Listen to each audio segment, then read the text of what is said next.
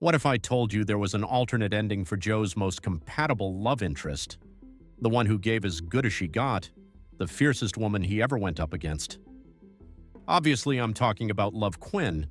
Well, it turns out there is an alternate version of how her story ended, one where she didn't meet her demise at the hands of Joe Goldberg.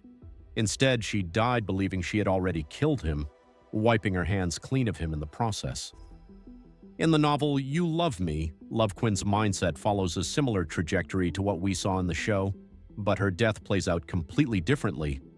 So I thought it would be worth sharing how one of Joe's most intense relationships came to a very different end in the books.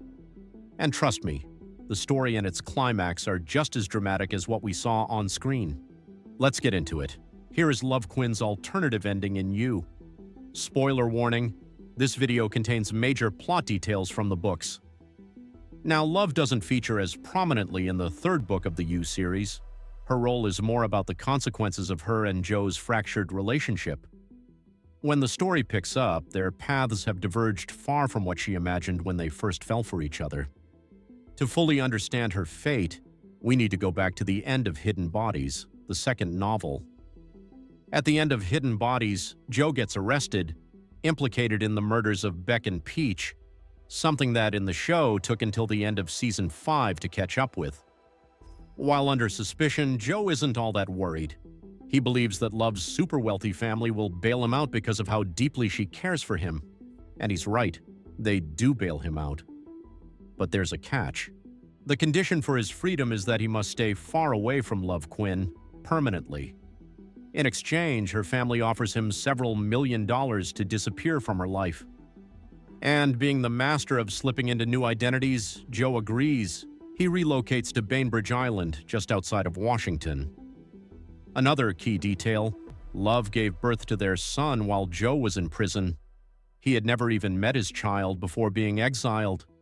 This fact becomes vital later. Now living in Bainbridge, Joe falls into his usual pattern. He meets a local librarian, falls in love with her, and, despite trying to resist, begins stalking her. But all the while, he continues checking in on Love and their son through social media. In both the book and the show, Joe's fear of becoming like his parents, particularly his abusive father, defines much of his character. So the idea of being absent from his child's life weighs heavily on him. Love knows this, so she uses it to her advantage.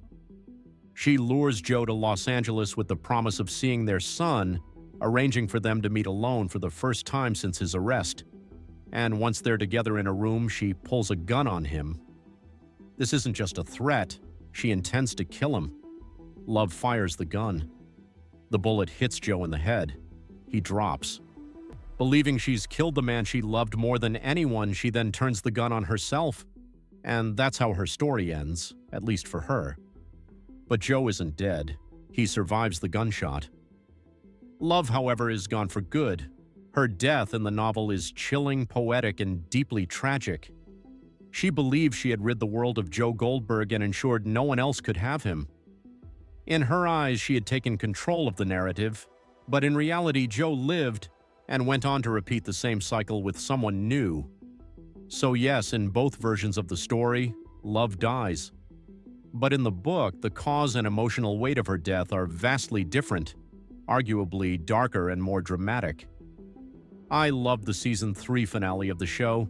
The confrontation, the poison, Joe outsmarting Love, it was brilliant. That slow build-up, the tension, and the twist where Joe flips her own plan on her, it had me rooting for him in a way I didn't expect. But in the book, Joe doesn't survive because of some calculated plan. He survives by chance, and I think that raw unpredictability fits Love's character better. She was Joe's mirror in so many ways, obsessive, impulsive, and dangerously romantic. But unlike Joe, she lacked long-term strategy. Her actions were fueled by passion, not planning. So her pulling a gun on a whim, believing she had ended the story on her terms, only to be wrong. It feels like the most Love Quinn ending possible. Compare that to the show, where her murder attempt is cold, calculated, and emotionless.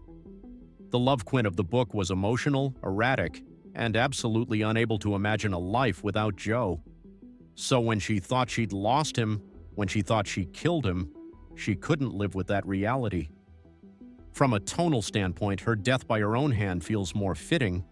It shows just how deep her obsession ran. That said, I still love the TV series ending. It was the pinnacle of the show, a true climax. Season 3, Episode 10 was arguably Yu's greatest episode.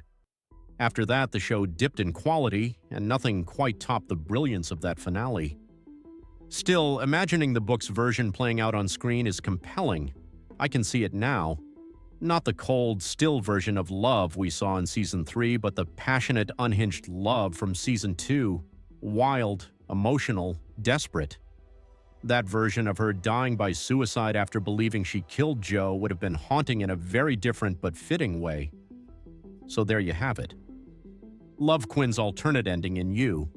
If you want to see breakdowns of every You season, check out the videos below.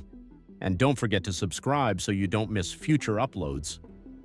Which version of Love's ending do you prefer? The TV series or the novel? Let me know in the comments. As always, thanks for watching, and I'll see you in the next one.